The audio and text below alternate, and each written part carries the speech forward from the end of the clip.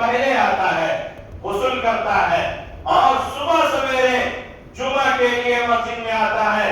वदना वस्तमअ वअनसता, अल्लाह के नबी ने कहा कि फिर इमाम से, खतीब से करीब होता है, अगली सफ में आता है और वस्तमअ, गौर से खुतबा सुनता।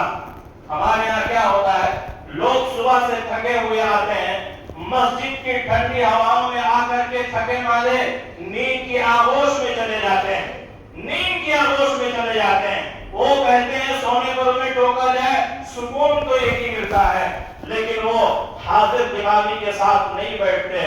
इमाम क्या कह रहा है, खतीब ने क्या कहा, उससे उनका कोई ताल्लुक नहीं।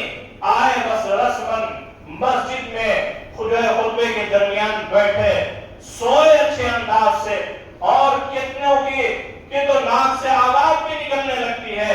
अल्लाह के नबी कहते हैं वस्तमअ, आया तो है मस्जिद में, लेकिन खतीब का खुतबा उसने बगौर सुना।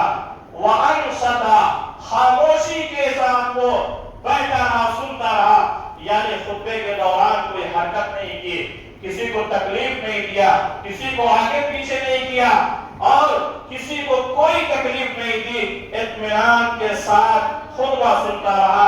अल्लाह के नबी ने कहा कान लहू बिकुल्लि खुतवतिन यख्तूहा बिहा